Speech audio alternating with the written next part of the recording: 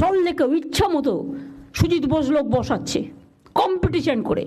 কেন কেন বাইরের লোক বসবে? এআরডি অফিসের অপোজিটে যদি আপনাদের আমি ছবি দেখাই, ভাববেন না যে আমি উইদাউট কাগজপত্রে আপনাদের কাছে চলে এসেছি। ছবি দেখালে নিজেরাই লজ্জা পাবেন।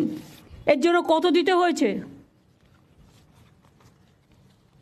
এই একদম পুরো এআরডি অফিসের সামনে সব এনক্রোচমেন্ট হয়ে গেছে। একটা করে তিপ্পল লাগাচ্ছে, একটা করে বসে হচ্ছে, একটা করে তিপ্পল লাগাচ্ছে, একটা করে বসে হচ্ছে। কেন? ওয়াই? আমি জানতে চাই কত টাকার বিনিময়ে কারা নিয়েছে টাকা? কেন সল্টলেক কর্পোরেশনের কাউন্সিলররা কাজ করে না? তারা তো ইলেক্টেড বডি, কেন কাজ করে না আমি জিজ্ঞেস করছি। রাস্তা ঝাড় দেয় না, এবার কি আমাকে রাস্তা ঝাড় দিতে বেরোতে হবে? নবান্নে সুজিত বসুকে সামনে বসিয়ে মুখ্যমন্ত্রী মমতা বন্দ্যোপাধ্যায় একেবারে তুলোধনা করে ছাড়লেন। সরাসরি তার দিকে আঙুল তুলে বললেন যে সুজিত বসু বাইরে থেকে লোক নিয়ে এসেছে এবং টাকার বিনিময়ে সল্টলেক বা বিধাননগর এই অঞ্চলে সে বহিরাগতদের এখানে স্থান দিচ্ছে বা বসিয়ে দিচ্ছে।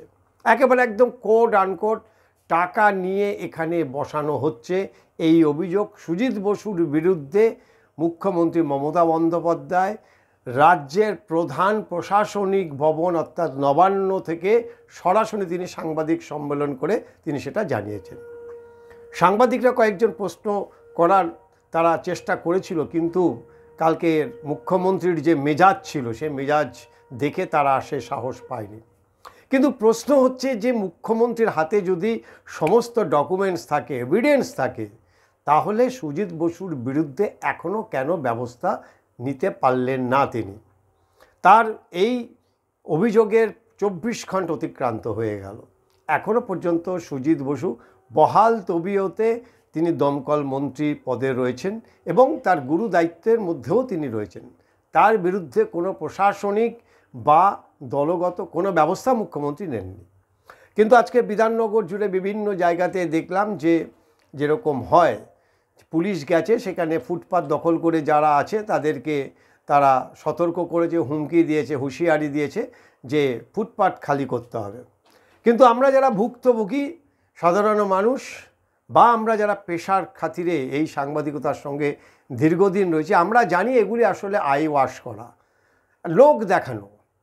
একটা ঘটনা ঘটেছে, কি ঘটনা? সেটা হচ্ছে যে এবারে মুখ্যমন্ত্রী যে ভেবেছিলেন যে তিনি আরও বেশি আসন পাবেন, কারণ তিনি বরাবরই চান যে বিরোধী শূন্য একটা আসন বা রাজ্য চান তিনি, বিরোধী শূন্য সবসময়। পঞ্চায়েত বিরোধী শূন্য হবে, মিউনিসিপ্যালিটি বিরোধী শূন্য হবে, বিধানসভা বিরোধী শূন্য হবে, এমনকি লোকসভাতে 42টা তিনি পেলে তিনি তবে শান্তিতে থাকবেন। আর সেটা হয়নি বলেই তিনি কার্যত এখন অগ্নিশর্মা হয়ে গেছেন। বিভিন্ন জায়গায় তিনি দেখেছেন যে শহরাঞ্চল, পুরো অঞ্চলে বিশেষ করে সেখানে বিজেপি জিতেছে, আর এই কারণেই তিনি একেবারে ক্ষেপে লাল। বিধাননগরের সুজিত বসু তার এই যে একেবারে রাহু দৃষ্টিতে পড়েছেন বা তার এই যে তোপের মুখে পড়েছেন, তার মূল কারণ এবারে যে লোকসভা ভোট, সেই লোকসভা ভোটে বিধানসভায় বা সুজিত বসু যে বিধানসভা অর্থাৎ বিধাননগরে 11,000-এর বেশি ভোটে সুজিত বসু হেরে গেছেন। এখন এখানকার যিনি সাংসদ অর্থাৎ বারাসাতের যিনি সাংসদ, স্বাভাবিকভাবেই তিনি প্রশ্ন তুলেছেন যে রাজারহাট নিউ টাউনের যেখানটায় প্রচুর ভোটে লিড করেছেন, প্রায় 28,000 ভোটের বেশি ভোটে তিনি লিড করেছেন, সেখানটায় বিধাননগরে সুজিত বসুর বিধানসভাতে কেন তিনি হেরেছেন সেই কৈফিয়ত তিনি চেয়েছিলেন। এবং সেটা যেহেতু সুজিত বসুর সাথে প্রত্যেকে জানেন যে সাংসদ কাকলি ঘোষ-দস্তিদার একেবারে আদায় কাজ করার সম্পর্ক, তাই এটা সম্ভবত মুখ্যমন্ত্রীর হাতেই তিনি তুলে দিয়েছেন এবং মুখ্যমন্ত্রীকে দিয়েই সম্ভবত এই যে অভিযোগ সেই অভিযোগটা তিনি করিয়েছেন। আর সুজিত বসু মুখ্যমন্ত্রীর তোপের মুখে পড়েছেন হয়তো সেই কারণে। না হলে কিছুদিন আগেও যেখানটায় যখন সন্দেশখালিতে একটা অশান্তি চলছিল, সেই সময় আমরা দেখেছিলাম যে বারবার সুজিত বসু এবং পার্থ ভৌমিক রাজ্য সরকারের প্রতিনিধিও সেখানে গেছেন, তাদের সাথে কথা বলেছেন। সন্দেশখালি যে অশান্তি, সে অশান্তি দমনের জন্য তিনি ছুটে গেছেন রাজ্য সরকারের নির্দেশে এবং তিনি সেটা গুরুদায়িত্ব পালন করেছেন। কিন্তু হঠাৎ এমন কি হলো যে সুজিত বসুর ওপরে তিনি খেপে গেলেন? এই তো যখনই পুজো আসে সবার আগে গিয়ে তিনি শ্রীভূমির যে পুজো, দুর্গাপুজো তিনি উদ্বোধন করে আসেন। তিনি তো একবারও জানতে চাননি যে এই শ্রীভূমির যে বিশাল অঙ্কের টাকা আমাদের হিসেবে যেটা আমাদের কাছ থেকে শোনা যায় প্রায় 50-70 কোটি টাকার মতো খরচা করে পুজো করা হয়। সেই টাকার উৎস কোথা থেকে, কারা দেয় এত পরিমাণ টাকা?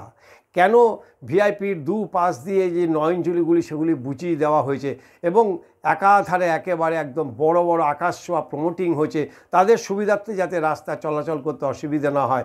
এবং এই জলাজমিগুলিকে এমনভাবে তৈরি করা হয়েছে যে সেগুলি এখন কার্যত ওই যে ফ্ল্যাটের মালিক তারা একেবারে মহানন্দ ভোগ করছে। একের পর এক অভিযোগ, এ তো বিরোধীরাও করেছিল, তার বিরুদ্ধে গ্রিন ট্রাইব্যুনালে মামলা হয়েছিল, যারা সবুজ বাঁচাও কমিটি তারা রয়েছিল, যারা পরিবেশ বাঁচাও কমিটি তার বিরুদ্ধে অভিযোগ করেছিল। কিন্তু তারপরেও তো সুজিত বসু একেবারে বহাল তবিয়তে ছিল এবং মুখ্যমন্ত্রী গুড বুকে ছিল। কি এমন হলো যে সুজিত বসু মুখ্যমন্ত্রীর একেবারে ব্যাড বয় হিসাবে তিনি সবার সামনে তাকে তুলে ধরলেন? আর যদি তুলেই ধরেন তাহলে এখনও পর্যন্ত কেন তিনি তার পদে বহাল রেখেছেন সে কথা কি জানাবেন মুখ্যমন্ত্রী? নাকি তার বরখাস্ত বা তাকে পদ থেকে সরিয়ে দেওয়ার প্রক্রিয়াও শুরু হয়েছে?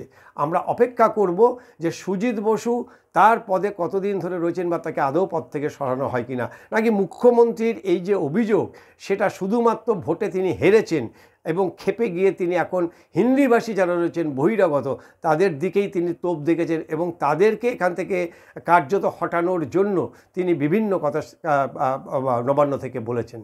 এতদিন ধরে তিনি কি ঘুমিয়েছিলেন? তিনি জানেন না যে কিভাবে হিন্দিভাষী বিহার, ইউপি, রাজস্থান, গুজরাট থেকে লক্ষ লক্ষ মানুষ তারা পশ্চিমবঙ্গে এসছেন। বাঙালিদের কার্যত ভীতু বাঙালি, আমরা তো নিজেরা ভীতু, তার জন্য প্রতিবাদ করতে ভয় পাই। আমরা ভোট দিই, আমরা তুলি না যে ভূমিপুত্রদের অগ্রাধিকার নিয়ে, ভূমিপুত্র অধিকার নিয়ে, আমরা কিন্তু কখনোই সেই অধিকার নিয়ে আমরা বলি না। ফলে এই একদিকে যেমন এই বাঙালিরা কোণঠাসা হয়েছে, তেমনি যারা হিন্দিভাষী তারা এসছেন তারা এখন কিন্তু দেখা যাচ্ছে যে কার্যত তারা কিন্তু বিজেপির দিকেই ঝুঁকেছেন এবং বিজেপিকে ভোট দিচ্ছেন, অন্তত ভোটের ফলাফল তাই বলছে। আর সেই কারণেই কি মুখ্যমন্ত্রীর আগে অগ্নিশর্মা? সময় বলবে, আমরা তাকিয়ে থাকবো পার্টিকুলার সুজিত বসুর দিকে। তিনি কতদিন তার এই দমকল মন্ত্রী পদে আসীন থাকেন, তাকে আদৌ এই দল বা এই প্রশাসন তাকে কোনো অপসারণ করে কিনা বা তাকে কোনো শাস্তি দেয় কিনা।